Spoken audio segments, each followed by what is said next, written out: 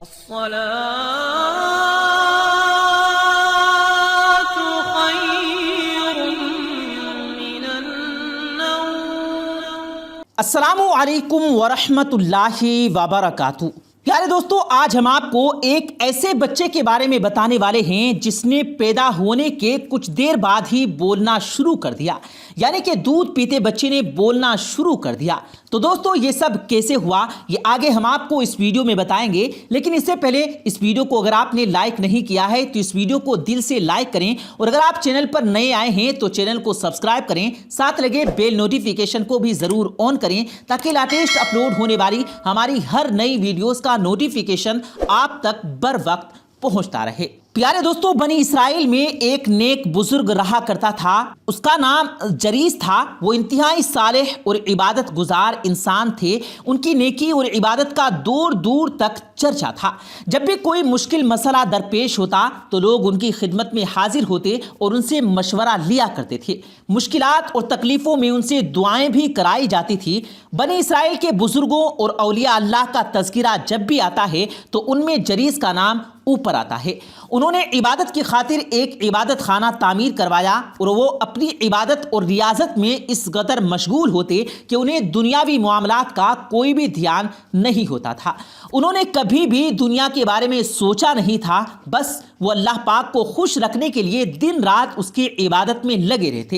ایک دن ایسا ہوا کہ جریس کی ماں ان کے پاس آئی۔ یہ وقت جریس کی عبادت کا وقت تھا اور وہ حسب معمول عبادت میں لگے ہوئے تھے۔ ماں عبادت خانے کے دروازے پر کھڑی ہو کر اپنے بیٹے کو آواز دینے لگی۔ جریس نے جب ماں کی آواز سنی تو عبادت کے دوران ہی ان کے دل میں یہ بات آئی کہ اے اللہ، میں ابھی تیری عبادت میں لگا ہوا ہوں، تیری بندگی کر رہا ہوں، تجھے خوش کرنے کی کوشش کر رہا ہوں، اور ادھر میری ماں مجھے بلانے کے لیے چلا رہی ہے۔ کیا میں نماز توڑ دوں، عبادت سے ہٹ جاؤں؟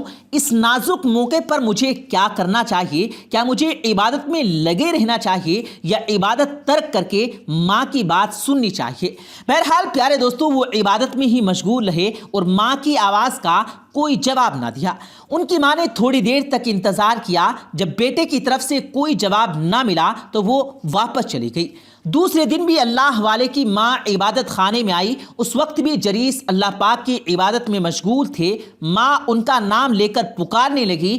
ماں کی آواز جب ان کے کانوں میں پڑی تو ان کے دل میں وہی بات آئی کہ اے پروردگار، اے رب، میں تیری عبادت کر رہا ہوں اور ادھر میری ماں مجھ کو پکار رہی ہے۔ سمجھ میں نہیں آتا کہ کیا کروں، عبادت چھوڑ کر ماں کا جواب دوں یا عبادت کو مکمل کروں۔ بہرحال وہ عبادت میں ہی مشغول رہا، ماں کی آواز کا کوئی بھی جواب نہ دیا۔ ان کی ماں کچھ دیر تک انتظار کرتی رہی، پھر بیٹے کا کوئی جواب نہ پا کر واپس چلی گئی، مگر اس بار ناراض ہو کر انہوں نے بیٹے کو بد دعا دے دی کہ اے اللہ، اسے اس وقت تک موت نہ دینا جب تک یہ کسی بد کردار عورت کا منہ نہ دیکھ لے۔ ماں کے دل سے بد دعا نکل گئی۔ بلا شبہ بنی اسرائیل کے یہاں جریس ایک انتہائی پرہیزگار شخص تھے، لیکن ماں کی بد دعاؤں کے بعد ماحول ان کے برخلاف ہو گیا۔ آس پاس کے لوگ ان کے بارے میں باتیں کرتے، ان کی عبادت کا تذکرہ بھی کرتے۔ چند لوگوں میں ان کے خلاف حسد بھی پیدا ہو گیا، چنانچہ وہ ان کو بدنام کرنے کی کوشش کرنے لگے۔ ایک مرتبہ ان دشمنوں کے پاس ایک عورت، یعنی کہ جو لوگ جریس کو بدنام کرنا چاہتے تھے، ان کے پاس ایک عورت آئی۔ اس عورت نے ان کی باتیں سنی اور دیکھا کہ یہ سب لوگ جریس کے خلاف ہیں، تو وہ کہنے لگی کہ تم کہہ رہے ہو کہ جریس یہاں کے بڑے نیک بزرگ ہیں، اللہ والے ہیں، لیکن میرے لیے جریس کو بہکانا کوئی بڑی بات نہیں ہے۔ اگر تم لوگ مجھے اجازت دو تو میں جریس کو بہکا سکتی ہوں اور انہیں اپنی طرف مائل کر سکتی ہوں، اور اس طرح تمہیں جریس کو رسوا کرنے کا موقع مل جائے گا اور وہ لوگوں میں بدنام ہو جائیں گے۔ وہ عورت نہایت ہی خوبصورت مگر بدچلن تھی۔ سب لوگوں کو اس کی حقیقت معلوم تھی۔ اس عورت کو اپنے حسن پر اتنا ناز تھا کہ وہ جسے چاہتی اپنے فتلے میں مبتلا کر دیتی۔ اس لیے جریس کے حاسدین یعنی ان کے دشمنوں کے سامنے اس نے وعدہ کیا کہ وہ کسی نہ کسی طرح جریس کو اپنے حسن کے جال میں پھنسا لے گی۔ چنانچہ وہ بدکردار عورت جریس کے عبادت خانے کے پاس پہنچی اور انہیں اپنے نازو انداز سے پھنسانا چاہا، بہکانا چاہا، مگر جریس واقعی ایک نیک اور صالح انسان تھے۔ ان کے اندر ہمیشہ خوف خدا رہتا تھا، اس لیے وہ دن رات عبادت میں لگے رہتے، اور بھلا وہ اس بدچلن عورت کے جال میں کیسے پھنس سکتے تھے؟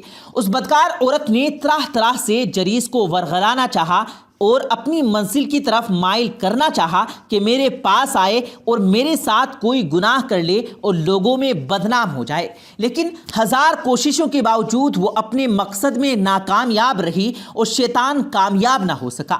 جب اس بدچلن عورت نے دیکھا کہ جریس کسی طرح اس کے قابو میں نہیں آنے والا تو اسے بڑا طیش آیا، بہت غصہ آیا، اور ایسے محسوس ہوا کہ جیسے اس کی شدید ترین توہین ہوئی ہے، کیونکہ اللہ والے کے پاکیزہ اخلاق سے اس کو بڑا دھچکا لگا کہ میں تو بڑے بڑے لوگوں کو بہچا چکی ہوں، یہ کون ہے جو میرے جال میں پھنس ہی نہیں رہا؟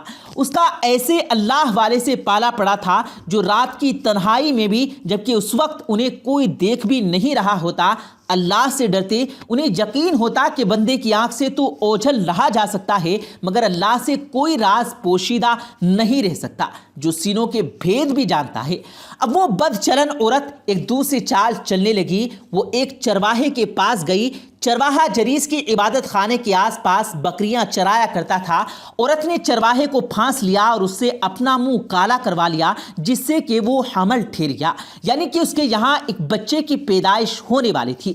کچھ وقت بعد جب بچہ پیدا ہوا تو وہ لوگوں سے کہنے لگی کہ یہ بچہ جریس کا ہے، اس نے میرے ساتھ زیادتی کی ہے اور اب یہ بچہ وہ قبول کرنے سے انکار کر رہا ہے۔ لوگوں نے اس عورت کی بات سنی تو وہ آگ بگولا ہو گئے اور اس کی بات پر یقین کر لیا۔ انہیں موقع مل گیا، وہ فوراً اللہ والے کے عبادت خانے میں پہنچ کر توڑ پھوڑ کرنے لگے، اور جب لوگوں نے جریس کو مارنا پیٹنا شروع کر دیا تو جریس کہنے لگا کہ بھائیو، مجھے یہ تو بتاؤ کہ آخر تم لوگ مجھے کیوں مارنا چاہتے ہو؟ اس کی وجہ کیا ہے؟ میں نے تمہارا کیا بگاڑا ہے؟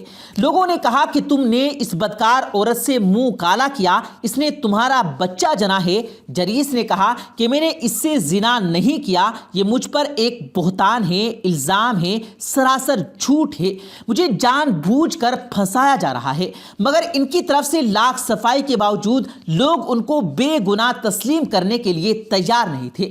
انہوں نے ان کا عبادت خانہ توڑ دیا، دیواریں گرا دی۔ جب جریس نے دیکھا کہ لوگ ان کی پاکیزگی تسلیم کرنے کے لیے کسی بھی قیمت تیار نہیں ہیں تو انہوں نے لوگوں سے کہا کہ تم بچے کو میرے پاس لاؤ، وہی میری برات کا اقرار کرے گا، یعنی وہی بتائے گا کہ میں اس کا باپ ہوں یا نہیں۔ وہ بچہ ان کے پاس لایا گیا۔ کم سن بچہ تھا، شیر خوار بچہ تھا، ابھی بول نہیں سکتا تھا۔ وہ بچہ ان کے پاس لایا گیا تو انہوں نے کہا کہ مجھے نماز پڑھ لینے دو۔ چنانچہ انہوں نے نماز ادا کی۔ نماز سے فارغ ہونے کے بعد بچے کے پاس آئے اور پوچھا، بچے تیرا باپ کون ہے؟ بچہ بولا، فلاں چرواہا میرا باپ ہے۔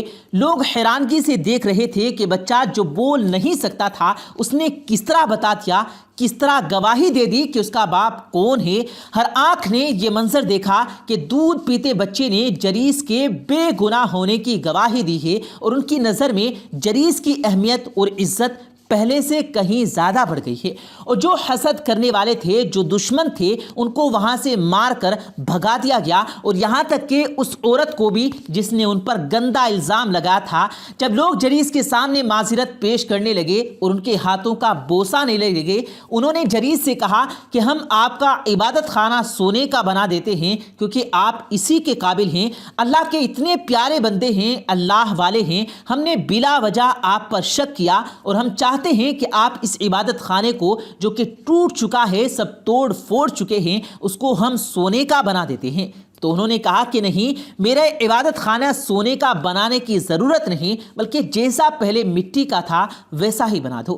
چنانچہ لوگوں نے ان کے عبادت خانے کو پہلے کی طرح ہی تعمیر کرا دیا۔